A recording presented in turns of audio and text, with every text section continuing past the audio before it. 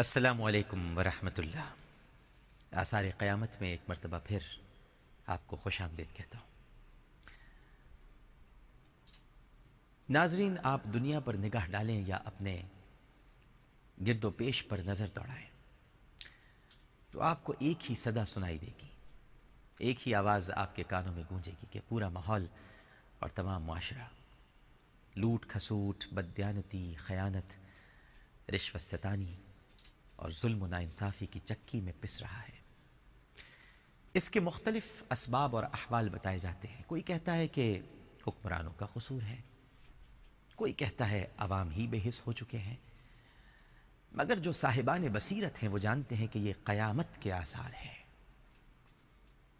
اس بھونچال کی علامت ہیں جس کی خبر پیارے آقا حضرت محمد مصطفیٰ صلی اللہ علیہ وآلہ وسلم نے اس دنیا میں آمد کے ساتھ ہی یہ کہہ کر دے دی تھی کہ بھیجا گیا ہوں میں، اور قیامت مثل دو انگلیوں کے، یعنی انگشت شہادت اور بیچ کی انگلی کے۔ اس عظیم دن کی خبر تمام انبیاء کرام علیہم السلام اپنی اپنی امتوں کو دیتے چلے آئے تھے، مگر رسول آخر الزمان محمد مصطفیٰ صلی اللہ علیہ وآلہ وسلم نے یہ بتایا کہ قیامت قریب آ پہنچی اور میں اس دنیا میں اللہ کا آخری رسول ہوں۔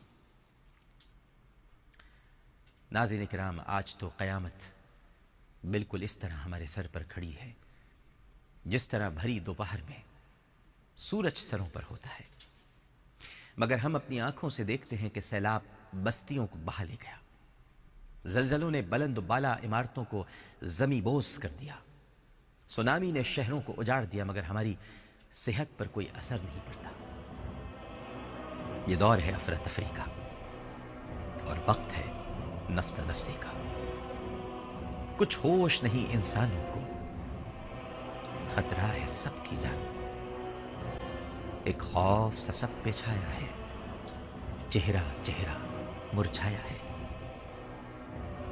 کیوں دنیا میں اندھیرا ہے، کیوں ظلم نے سب کو گھیرا ہے؟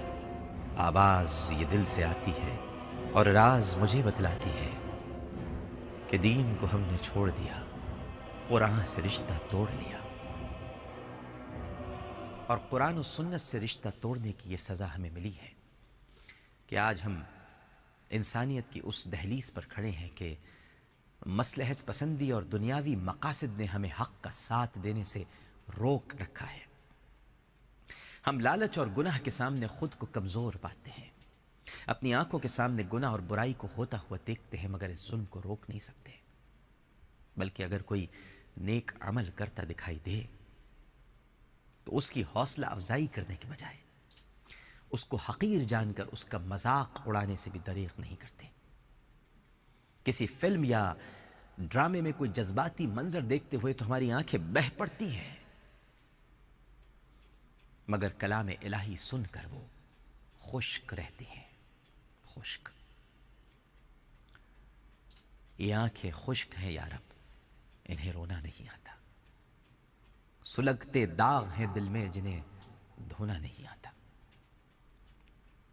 ہم دنیا کے حصول کے لیے تو دوسروں کے ساتھ مقابلہ کرتے ہیں، لیکن آخرت کے حصول کی دوڑ میں حصہ نہیں لیتے۔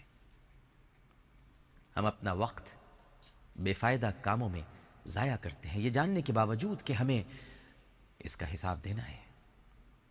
ہم جانتے ہیں کہ دنیا ایک ایسا دھوکہ ہے کہ جس کی حلال چیزوں پر حساب اور حرام چیزوں پر عذاب ہے، مگر اس کے باوجود دنیا کو خوش کرنے میں لگے رہتے ہیں۔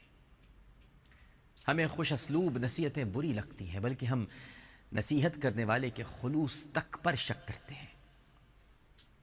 ہمیں عبادت میں مزہ نہیں آتا، اور نہ ہی اللہ اور اس کے رسول صلی اللہ علیہ وآلہ وسلم کی اطاعت میں لطف محسوس ہوتا ہے۔ ہم دکھی بھی ہوتے ہیں اور پریشانی میں بھی مبتلا ہوتے ہیں، اور ہمارے پاس رات کا آخری پہر بھی ہوتا ہے، مگر پھر بھی ہم اپنے پروردگار کی طرف مائل نہیں ہوتے۔ ناظرین، جب ہمارے اعمال کی یہ صورت ہو اور ہمیں علم بھی ہو کہ ہم غلط ہیں، اور مگر پھر بھی ہم اپنی گمراہ کن روش سے باز نہ آئیں، تو پھر زلزلوں کے جھٹکوں پر متعجب کیوں ہیں؟ ہر تھوڑے عرصے کے بعد ہمارا رب ہمیں وارننگ دیتا ہے کہ اب بھی سمجھ جاؤ، مگر ہماری آنکھیں نہ کھلتی ہیں اور نہ خوف خدا سے نم ہوتی ہیں۔ زلزلے کے یہ جھٹکے ہماری نیندوں میں کچھ دیر کا خلل تو ڈالتے ہیں، مگر چند ہی لمحوں کے بعد ہم پھر ویسے کے ویسے ہو جاتے ہیں۔